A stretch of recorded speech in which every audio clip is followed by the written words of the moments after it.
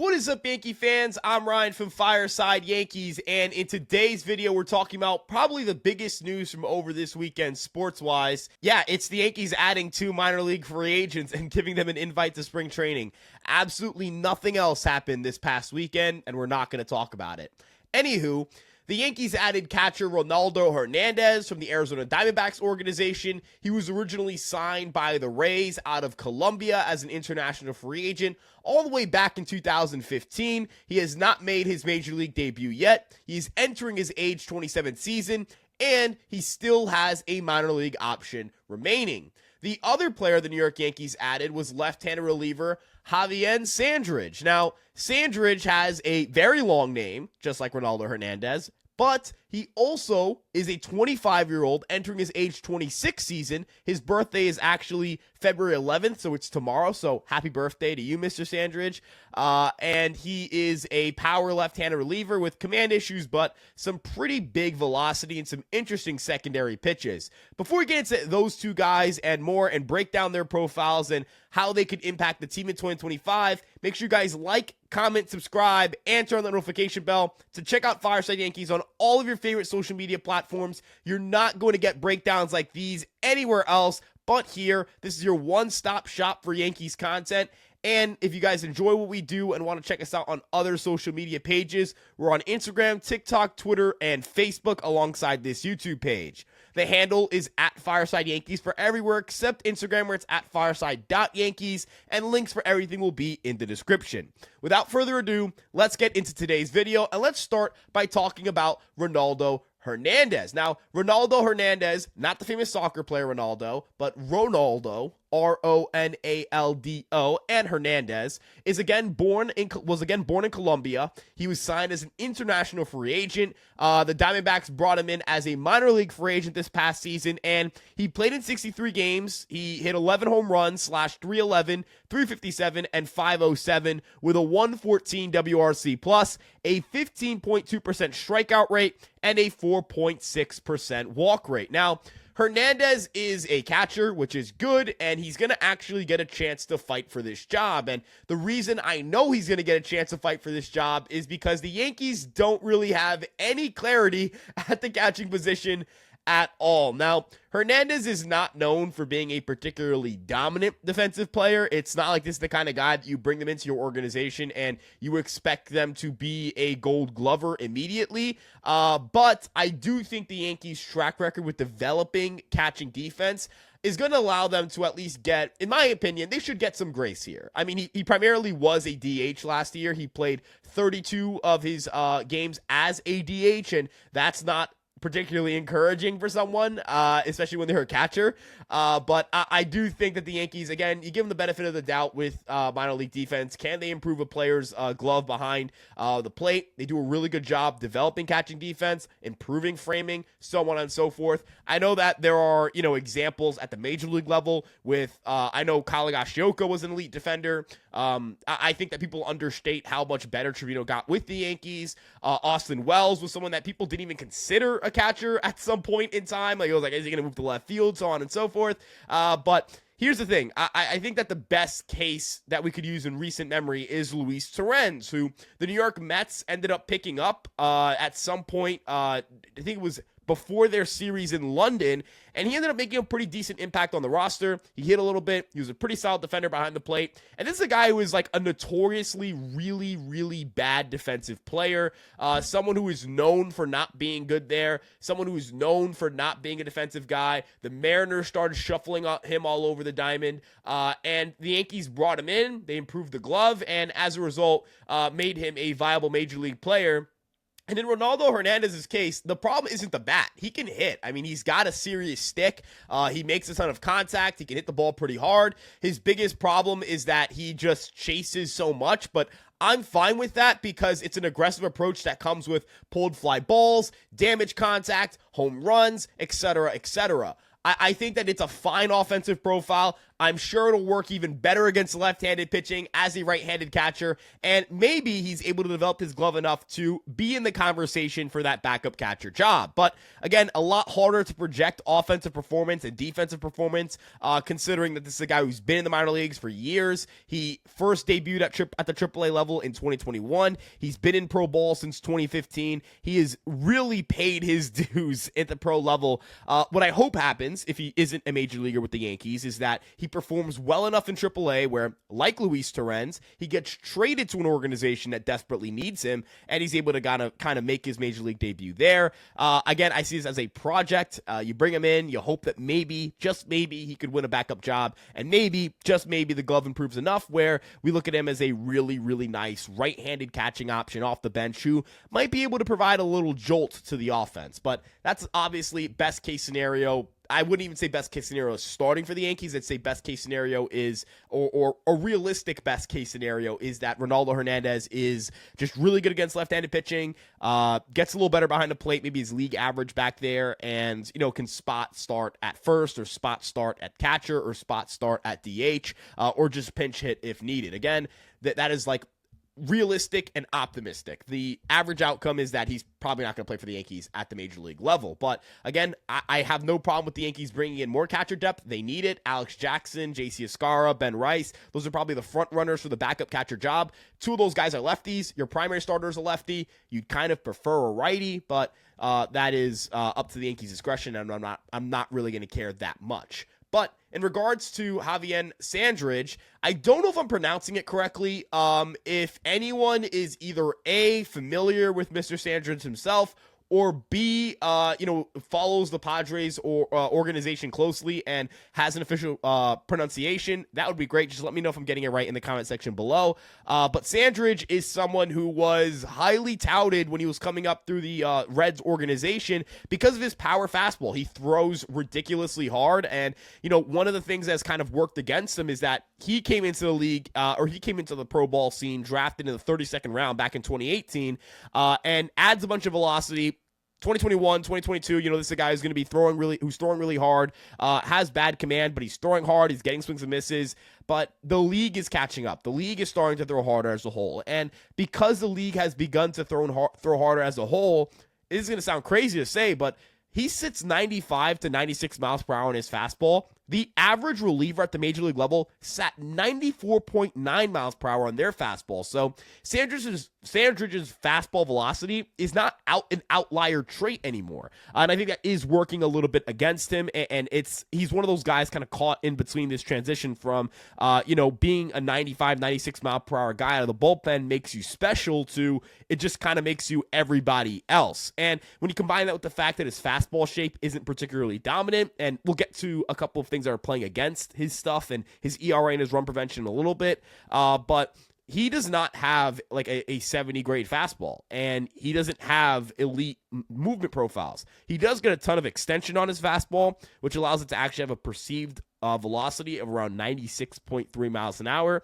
That right there is a notable difference compared to the major league average, but that's the one real outlier trait here. Again, the actual velocity isn't an outlier trait.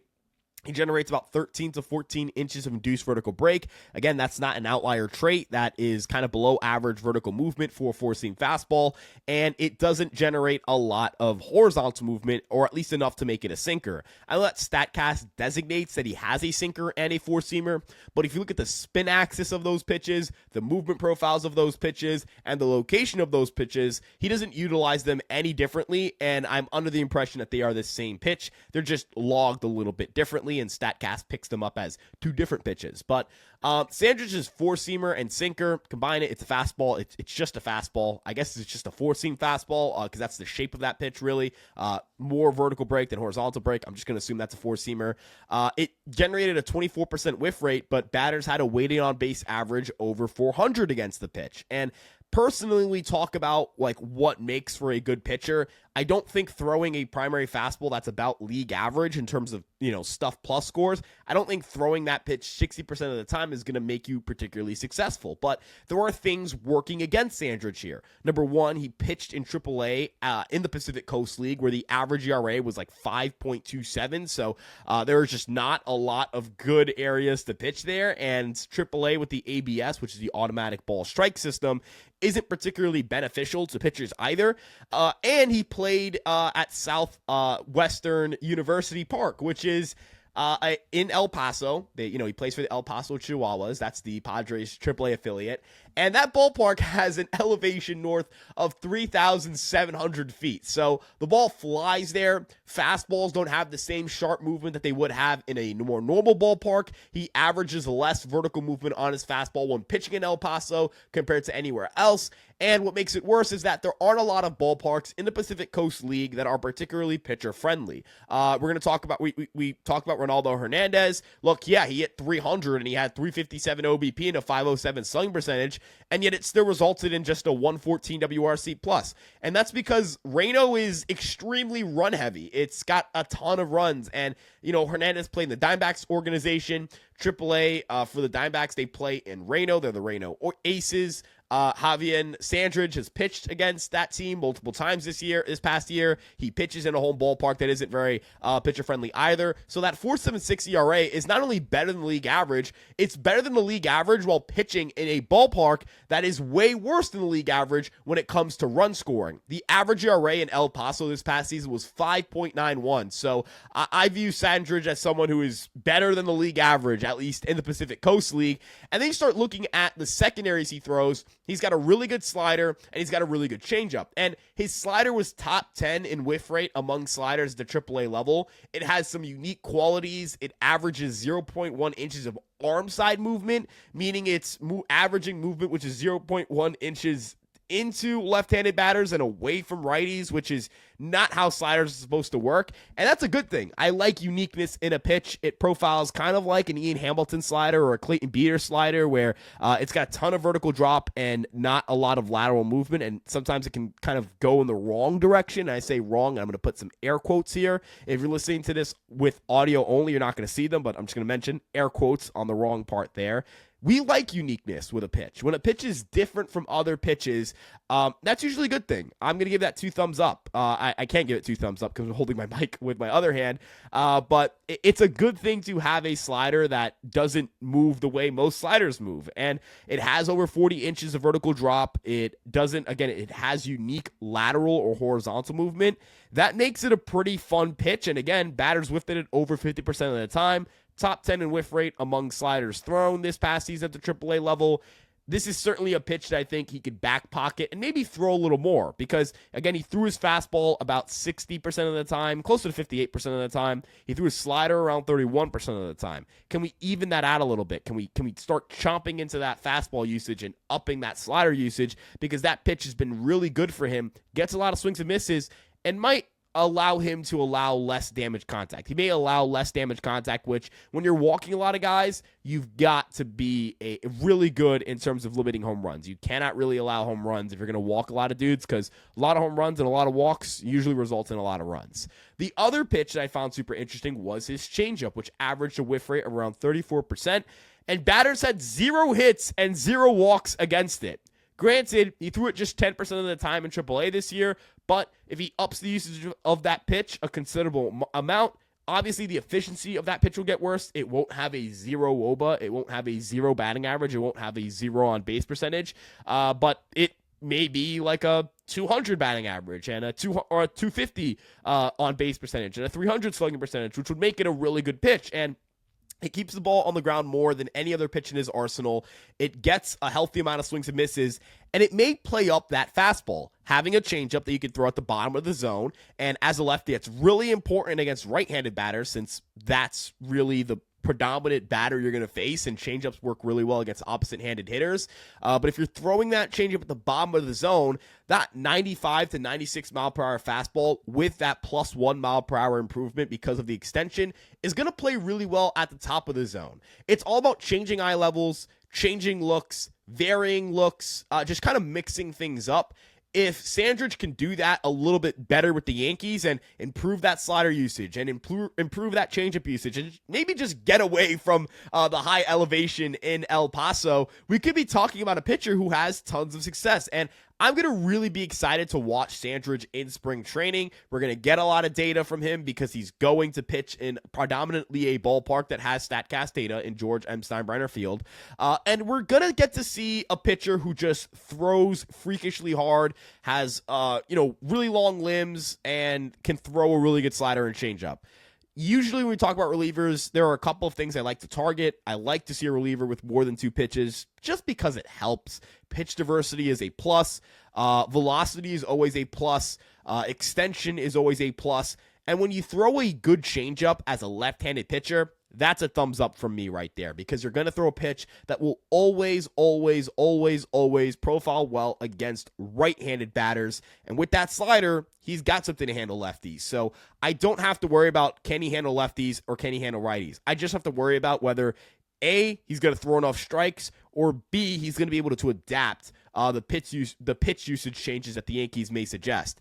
Again, it's not as simple as just all right, you should do this, and that, and it'll just work, and boom, you've got a great reliever. It's a lot harder than that. If it was that simple, every team would just, easily be able to just snap their fingers and fix every pitcher. Sandridge has spent time with the Baltimore Orioles, the Cincinnati Reds, and the San Diego Padres. 3 different organizations have tried. 3 organizations have given up or failed. So when we talk about the Yankees in the context of this, yes, they can make him a good reliever, and I think that is definitely on the table, but I don't think the Yankees are banking on him being a good reliever. Thus, he is a minor league signing, and he is a non-roster invite. He is not on the 40-man roster.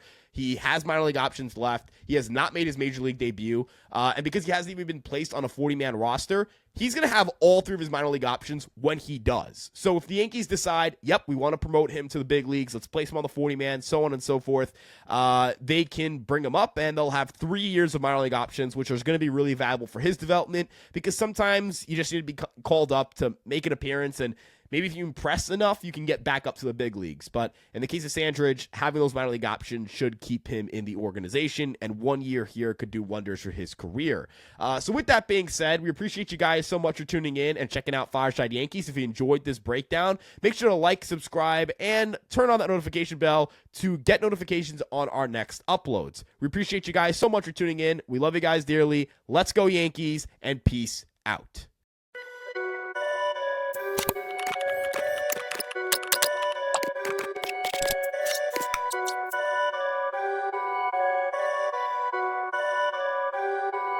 Perfect.